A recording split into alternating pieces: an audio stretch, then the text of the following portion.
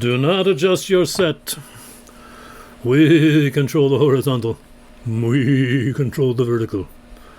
We are the ones who are the arbiters of It's Tuesday, Tuesday, Tuesday, the day that time forgot. Welcome, Culture Vultures, to another in the ongoing series of Poetry Break, Poetry Break, Poetry Break, Poetry Break, where sophistication meets, special effects, because, this isn't cheap. This kind of stuff is not cheap, I got to tell you. We spend the big dollars to bring you a cultural program for the ages. It may only be the middle to older ages, but it's for the ages. There are ages, several ages are represented even in the room thus far this evening. So here we go. What's happening? Oh, wait a minute. What am I? I don't have the thing. I don't have the email address. Darn it. Hold on.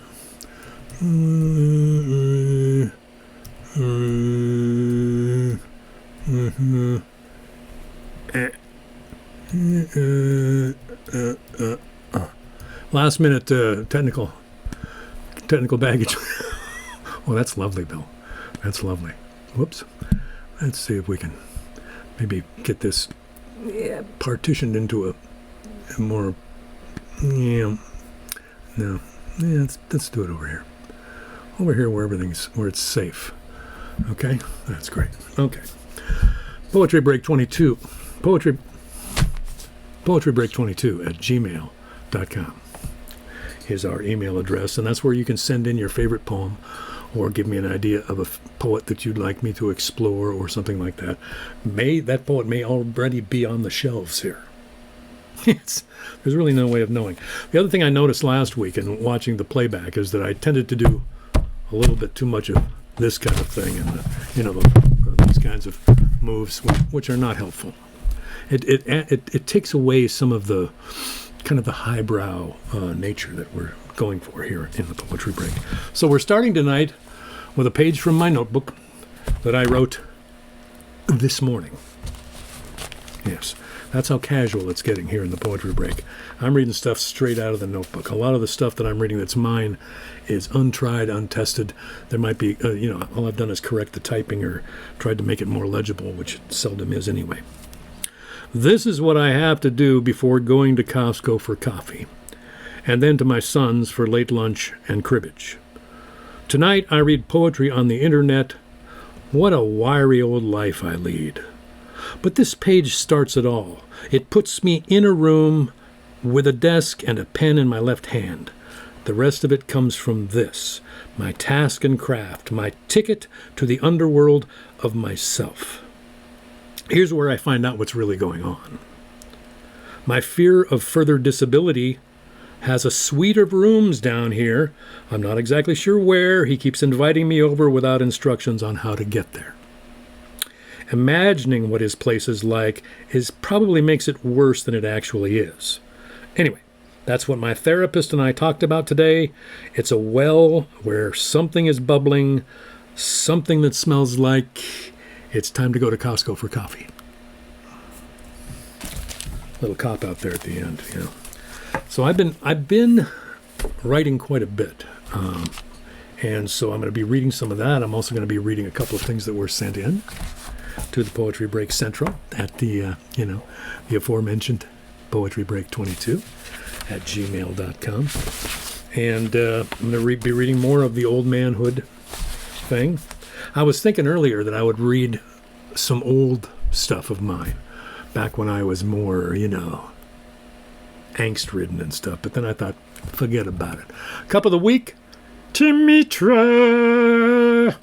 I'm not sure Timitra is here tonight. They have not declared their presence, and that's okay. Because as I say each and every week, poetry isn't for everybody. Oh, I haven't seen Lori Trout. Is she here? Jamie Turner's here. Bridgit, Jamie, Cindy Snyder's in the house. Aaron Ochoa, great to have you here. Kim Nelson, the full staff, both wranglers at the Lame Cat Ranch are in the house this evening, which is great. Yes, it's wonderful. So Lori Trout, we salute you, even in absentia. It's tequila, and I put the lemon juice actually in the tequila, thinking that might, that way I don't have to, suck on it. Yeah, it's just not good. So, here's to more words.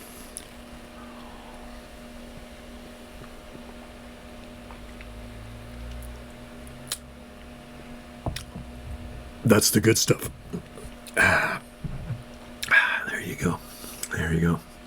Traditionally, I would have had Janine Boggs' cup here as the designated chaser, but I'm only doing one cup a week because this is a much smaller desk. I'm sorry.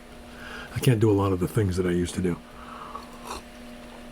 Not because of my physical limitations, but because of my, because our studio space here, our rent went up and, I work for kind of an asshole.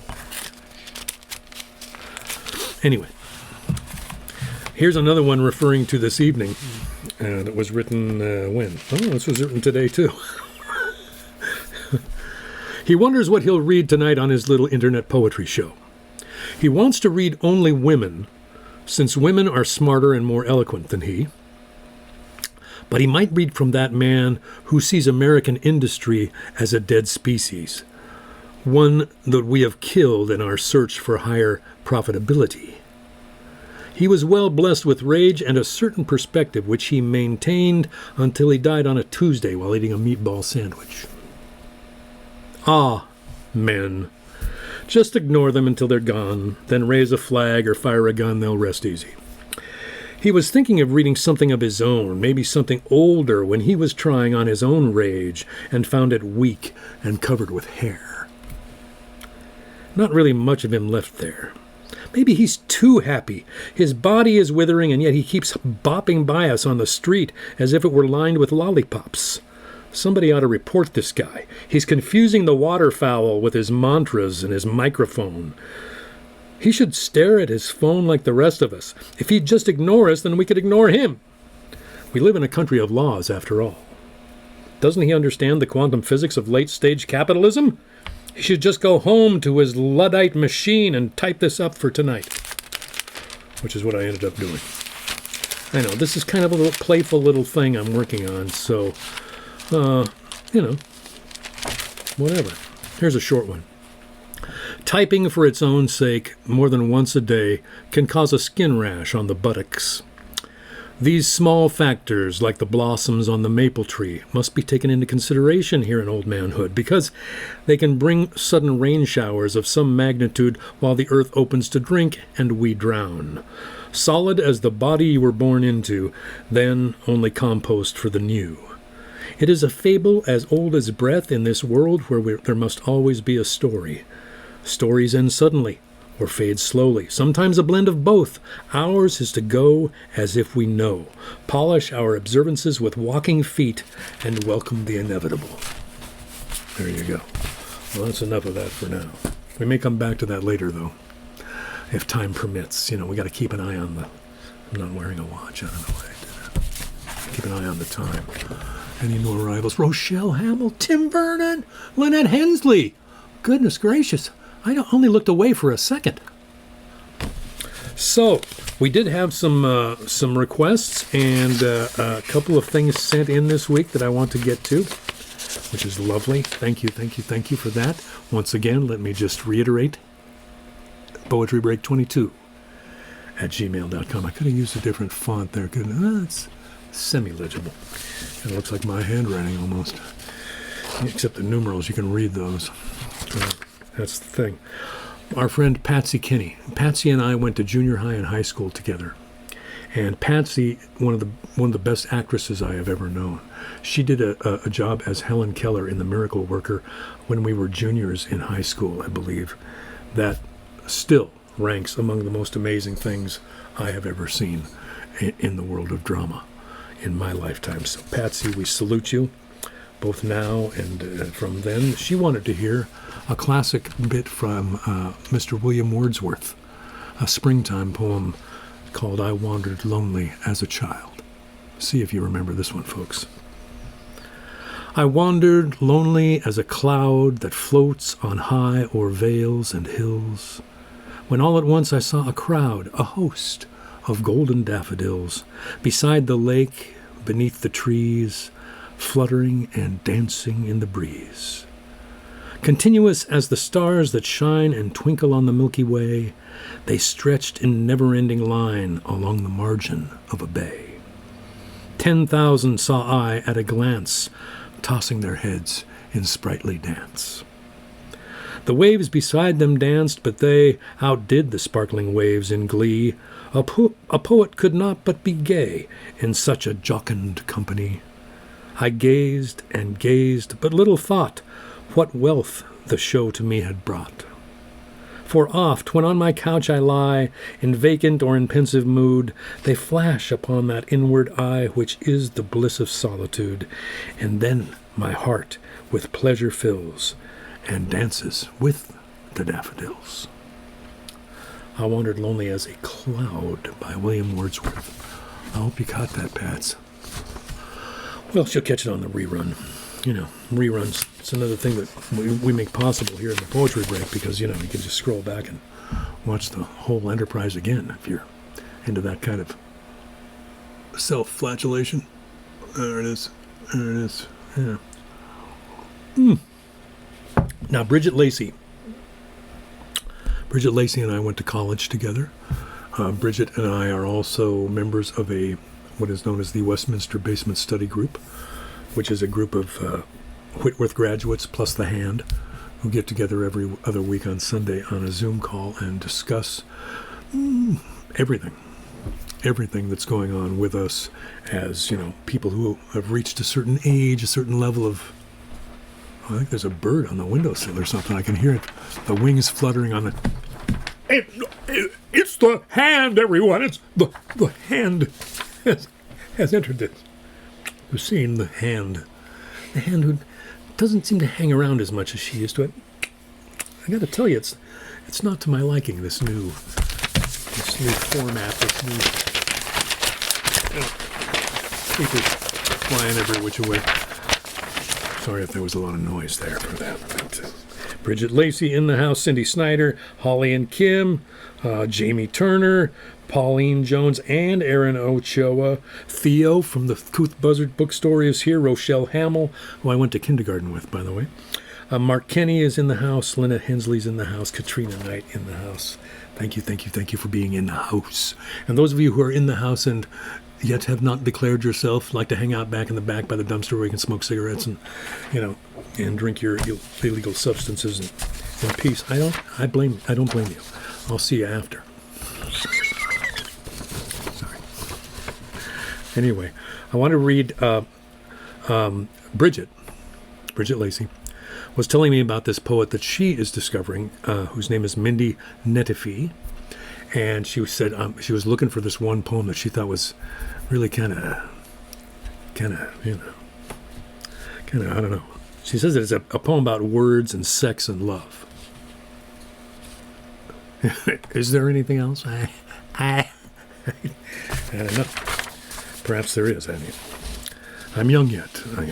I may discover other things, but words and sex and love. Oh, death. That's right. Oh, sorry, I did one of those things again. Death. I forgot about death. And we'll get to that later. Yeah. But anyway, so finally she found the poem and sent it. It's untitled, but it's by Mindy Nettifee. Nettiffee. Nettiffee. I should have put her name on the screen so that we could see it together. But anyway, I'm going to be looking for more from Mindy Nettifee if this is any indication of her work. So I'm going to try this one for you. Once again, it's untitled. If a man is only as good as his word, then I want to marry a man with a vocabulary like yours. The way you say dicey and delectable and octogenarian in the same sentence, that really turns me on. The way you describe the oranges in your backyard using anarchistic and intimate in the same breath. I would follow the legato and staccato of your tongue wrapping around your diction until listening became more like dreaming and dreaming became more like kissing you. I want to jump off the cliff of your voice into the suicide of your stream of consciousness, I want to visit the place in your heart where the wrong words die. I want to map it out with a dictionary and points of brilliant light until it looks more like a star chart than a strategy for communication. I want to see where your words are born. I want to find a pattern in the astrology. I want to memorize the scripts of your seductions. I want to live in the long-winded epics of your disappointments, in the haiku of your epiphanies. I want to know all the names you've given to your desires. I want to find my name among them. Because there's nothing more wrecking sexy than the right word. I want to thank whoever told you there was no such thing as a synonym. I want to throw a party for the heartbreak that turned you into a poet.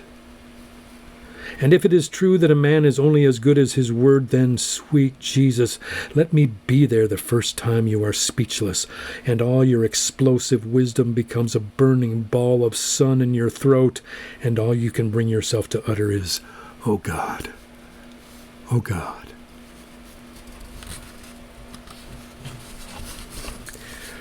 Yes, more Mindy Nettifee, please. We could have some more Mindy Nettifee over here at this table. Thank you. It's just checking with the help there. We have a large staff of people here doing their various tasks associated with the technical aspects of the broadcast, or the narrowcast, or the microcast, or the outcast, as the case may be. I'm going to read that again. I'm sorry. I want to. I want to taste it one more time. Untitled, by Mindy Nettifee. If a man is only as good as his word, then I want to marry a man with a vocabulary like yours. The way you say dicey and delectable and octogenarian in the same sentence, that really turns me on. The way you describe the oranges in your backyard, using anarchistic and intimate in the same breath. I would follow the legato and staccato of your tongue wrapping around your diction until listening became more like dreaming and dreaming became more like kissing you. I want to jump off the cliff of your voice into the suicide of your stream of consciousness.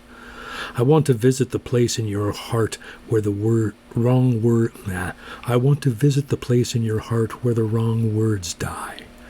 I want to map it out with a dictionary and points of brilliant light until it looks more like a star chart than a strategy for communication. I want to see where your words are born. I want to find a pattern in the astrology. I want to memorize the scripts of your seductions. I want to live in the long-winded epics of your disappointments, in the haiku of your epiphanies. I want to know all the names you've given your desires. I want to find my name among them, 'cause there's nothing more wrecking sexy than the right word. I want to thank whoever told you there was no such thing as a synonym. I want to throw a party for the heartbreak that turned you into a poet. And if it is true that a man is only as good as his word, then, sweet Jesus, let me be there the first time you are speechless, and all your explosive wisdom becomes a burning ball of sun in your throat, and all you can bring yourself to utter is, "Oh God, oh God."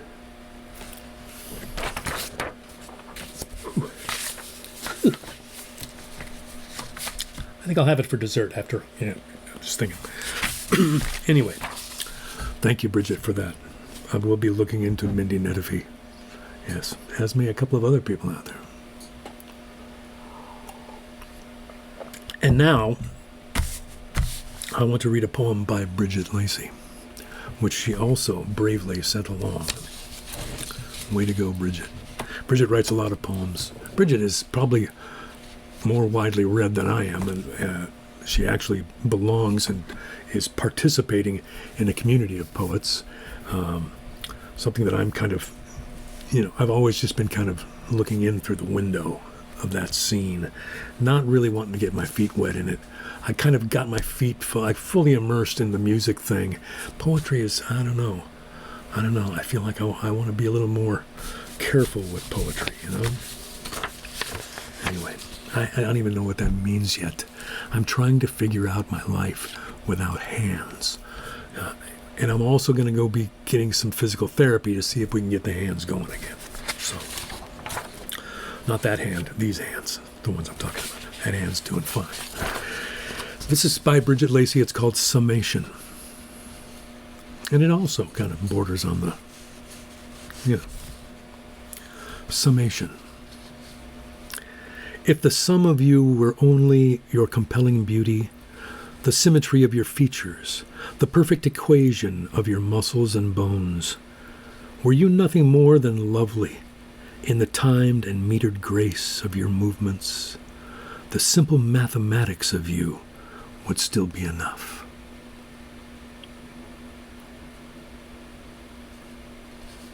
Once more, with feeling, Bill. Summation. If the sum of you were only your compelling beauty, the symmetry of your features, the perfect equation of your muscles and bones, were you nothing more than lovely in the timed and metered grace of your movements, the simple mathematics of you would still be enough. I'm sorry, I don't mean to make that smirk. That's just a great poem. Thank you, Bridgit. Hopefully we'll be hearing more of Bridgit's poetry going forward. Yes, indeed. Now, I do want to read a little more Oldmanhood, but I'm going to read some. How many people are familiar with Rosemary Tonks? Rosemary Tonks, a mysterious figure. Let me just read you some of the blurb off the back cover of this volume, which is published by Blood Axe Books, who also published the Being Alive, Staying Alive, those anthologies that we read from back in the treehouse. The disappearance of the poet Rosemary Tonks in the 1970s was one of the literary world's most tantalizing mysteries, the subject of a BBC feature in 2009 called The Poet Who Vanished. After publishing 2 extraordinary poetry collections and 6 satirical novels, she turned her back on the literary world following a series of personal tragedies and medical crises which made her question the value of literature and embark on a restless, self-torturing spiritual quest. This involved totally renouncing poetry and suppressing her own books. So Rosemary Tonks, a mysterious figure. Yeah. Interviewed earlier in 1967, she spoke of her direct literary forebears as Baudelaire and Rimbaud. They were both poets of the modern metropolis as we know it, and no one has bothered to learn what there is to be learned from them. The main duty of the poet is to excite, to send the senses reeling. Okay? All right. So, a little sampling of Rosemary Tonks. I'm not going to get too into Rosemary. I haven't gotten that far into Rosemary Tonks' work myself, but what I have read is quite dazzling and really, I don't even know how to describe it. You see what you think. I'm going to read this first one. It's called Diary of a Rebel. Diary of a Rebel. For my fierce, hot-blooded sulkiness, I need the cafe, where old mats of paper lace catch upon coat sleeves that are brilliant with the nap of idleness, and the cant of the meat fly is eternal. On the window is the milk of lazy breath, and the coal cart rumbles with huge purses full of dust and narcotics for the masses. Sin pricks me like a convict's suit of arrows, for here my evil, blue, and moody youth has found its old lair, at the bottom of the soil path in the bed of stinging nettles that are splashed with wood milk and have every hair upon them raised to strike. There is no trade can lure me out with bundle, noose, and feeding bag. I know that fate has graves to fill in daily life, and the jargon of the meat fly's leaded wing to put to sleep the citizen employed in keeping worms at bay by breathing. So you see, Rosemary's going for something completely other here. And, for a poet in the 1960s to be writing this wildly, what made her kind of a standout, and also an object of criticism. A lot of people reviewed her poetry, saying it didn't make any sense, that it was seemed to be needlessly obscure and yada yada. How many people have they said that? If she were a man in that era, she would have been lauded as a trendsetter. In the rich tradition of, and several other men's names would be named. Rosemary Tonks, the man, joins this legion as a proud new member. It would have been all kinds of different things. I just know it. Even though I was only 9 years old in 1967, I just know it. I'm going to read it again, okay? All right? Is it okay with you if I read these more than once? I really want to get it a little further into your head if I can. Diary of a Rebel. For my fierce hot-blooded sulkiness, I need the cafe, where old mats of paper lace catch upon coat sleeves that are brilliant with the nap of idleness, and the cant of the meat fly is eternal. On the window is the milk of lazy breath, and the coal cart rumbles with huge purses full of dust and narcotics for the masses. Sin pricks me like a convict's suit of arrows, for here my evil, blue, and moody youth has found its old lair. At the bottom of the soil path, in the bed of stinging nettles that are splashed with wood milk and have every hair upon them raised to strike. There is no trade that can lure me out with bundle, noose, and feeding bag. I know that fate has graves to fill in daily life, and the jargon of the meat fly's leaded wing to put to sleep the citizen employed in keeping worms at bay by breathing. It's poetry that makes me salivate, and that's always a good sign for me. If I end up having to, if I need a napkin when it's over, that's some rich language. Melts in your mouth, kind of, not in your hand. We'd like to welcome our new sponsor. One more from Rosemary Tonks. How are we doing on time? See, it's already almost 7:30. Goodness gracious, Tim Vernon, Bridgit. Hayden Reese is in the house. Hey, Hayden. Good to see you, old friend. Although I don't think I've ever seen you in real life, I've seen you here, and it's great to see your name. This is called Story of a Hotel Room. Thinking we were safe. Insanity. We went in to make love. All the same idiots to trust the little hotel bedroom, then in the gloom. And who does not know that pair of shutters with the awkward hook on them, all screeching whispers? Very well then, in the gloom we set about acquiring one another urgently, but on a temporary basis, only as guests, just guests of one another's senses. But idiots to feel so safe, you hold back nothing because the bed of cold electric linen happens to be illicit. To make love as well as that is ruinous. Londoner, Parisienne, someone should have warned us that without permanent intentions, you have absolutely no protection. If the act is clean, authentic, sumptuous, the concurring deep love of the heart follows the naked work, profoundly moved by it. Wow. Yeah. Do you want me to read that one again? I'm just going to keep going. Story of a hotel room. Thinking we are safe. Insanity. We went in to make love. All the same, idiots to trust the little hotel bedroom, then in the gloom. And who does not know that pair of shutters with the awkward hook on them, all screeching whispers? Very well then, in the gloom we set about acquiring one another urgently, but on a temporary basis, only as guests, just guests of one another's senses. But idiots to feel safe, you hold back nothing because the bed of cold electric linen happens to be illicit. To make love as well as that is ruinous.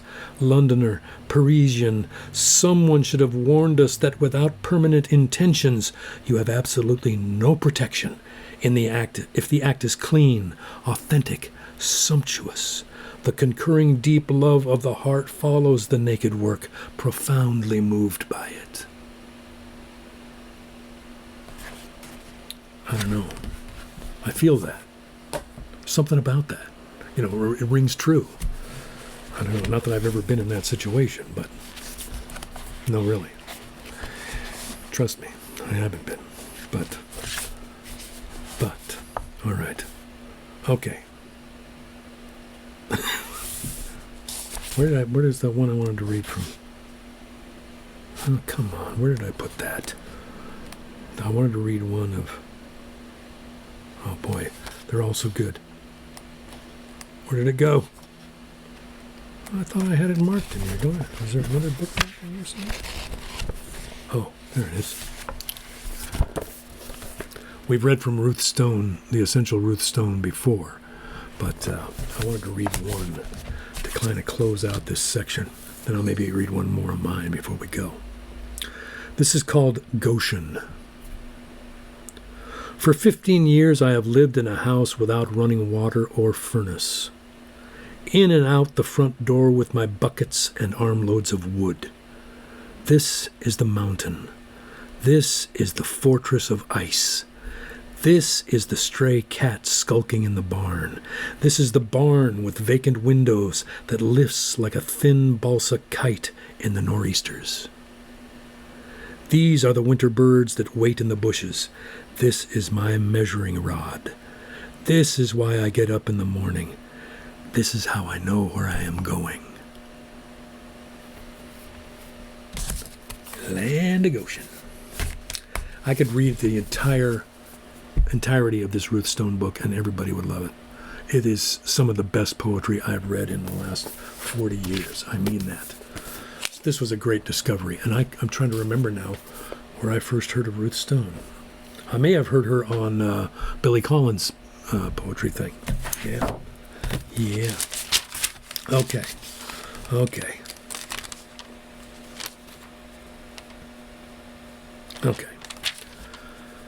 I burned so hot for so long, that's why I'm fading fast. This is me again. Could you tell? That's what I tell myself when I think I've convinced someone else that it's true and can't think of anything else to do. So I've got quite the reputation as a lying sack of shit. Today I am sad about the losses, even as yesterday I felt celebratory to be shuck of those things, those definitions of me I'd worn to their tattered rags. Time to shut myself up in my garret and go to town on the feelings, dig deep with the therapist and unearth the rebirth of cool, done up in cool autumn colors and the smell of damp fallen leaves. I used to roll and smoke them because it made me cool when there was no one else around. Now I suck on an electric nicotine stick and pretend to be relevant while the aperture of life closes to a fuzzy hole with wings of machine-stamped industry. And my sadness will feather away like steam on a cold day, like milk in a cafe glass, like hands on a guitar. That's how I got this far. What comes next is a dream sized to the light of coming days. I keep thinking that this old-manhood thing is not a downer, you know? No. I want to read one very strange page. This is from the 15th of April. When I was done with this, I was like, where did this come from? And that's a cool feeling to have, you know? When you're looking down at something that you just wrote and you're like, what? So here's what I wrote. I'm in the shadow. I'm on the moon. I let it get to me, this crippling doom. Nobody wants me. There's no desire. Here in old manhood, without a fire. So I walk out in the trees again and give in to my rage for a while and let it burn around me in the cold morning air, its grief and despair slow burned away until there is nothing left but today.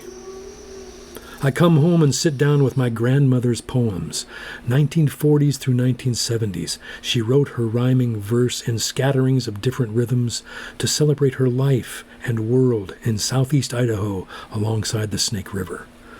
The most beautiful spot in town is the cemetery. Clipped together in the front of her little notebook of typed pages, 3 cuttings from the Tacoma newspaper where in 1975 or 76 my little poems had been published, earning me $3 per poem. So we were professional poets together around the same time I played my first musical gig for money. Now I am in my 65th year, and the future is shrinking around me while I look back on a woman who held me in her arms and who I mostly know through stories told me by others. The wife of a feed and fuel merchant who bent his back loading trucks with bags of feed or boxcars sending coal down the chute into the yard. And he was a poet too. I've actually got a good number of my grandmother's and grandfather's poems.